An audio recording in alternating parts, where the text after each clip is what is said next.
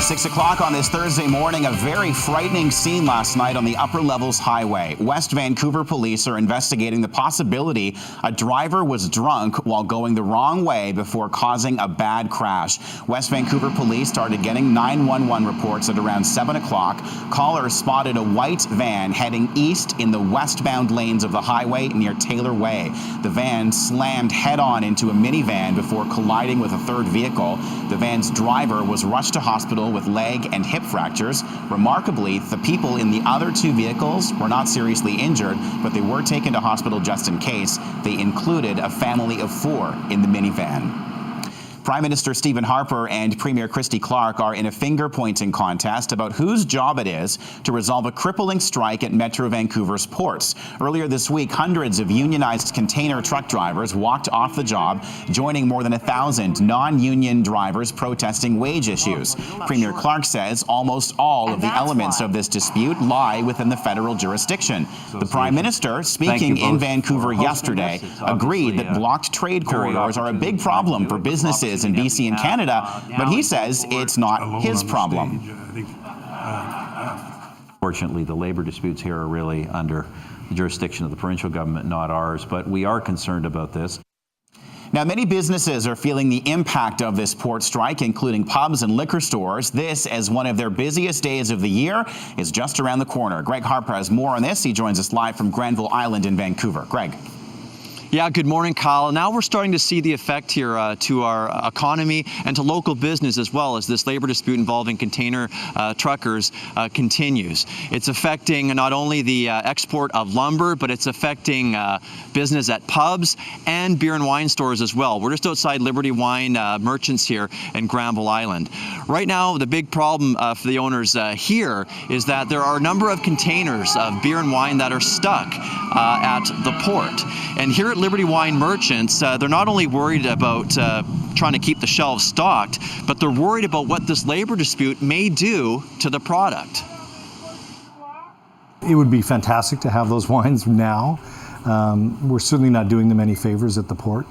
Wine isn't really meant to be stored in a container for a long period of time. Fortunately, the weather's relatively moderate at the moment, but if this was the summer or if it was freezing cold, obviously that's disastrous.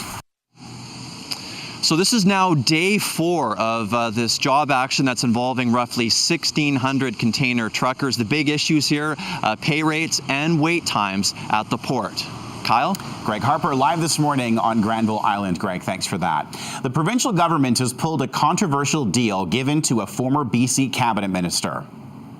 The number attached to this contract was too high. It was a mistake, Madam Speaker, and that's why we have withdrawn that particular contract and will be proceeding with the one share alone. After accusations of political patronage, the Premier and Attorney General agreed not to hire John Less. Less had been offered an earthquake consulting job that would have paid him $140,000. He became a lobbyist after deciding not to seek re-election as a Liberal MLA last year.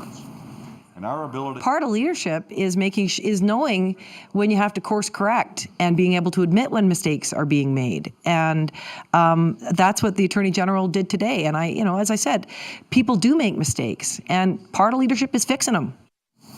Less stepped down as Solicitor General in 2008 amid allegations he took benefits from a land deal while mayor of Chilliwack. A special prosecutor later cleared him of any wrongdoing. Searchers continue their work in the rubble of 2 buildings in New York City where at least 7 people were killed in a gas explosion. The gas leak triggered the blast yesterday morning. More than 60 people were injured. The explosion shattered windows a block away, cast a plume of smoke over the Manhattan skyline, and sent people running into the streets. Questions are now swirling about the gas leak that triggered this explosion and whether complaints about gas odors had been ignored. There's still no sign of a missing Malaysian Airlines passenger jet this morning that vanished last Saturday with 239 people on board. Malaysia's aviation chief says planes have checked the area where Chinese satellite images showed possible debris from the missing jetliner, but nothing was there. The Wall Street Journal is reporting U.S. investigators believe the plane may have flown for 4 hours after it lost contact with air traffic controllers, but Malaysia's defense minister has denied those reports.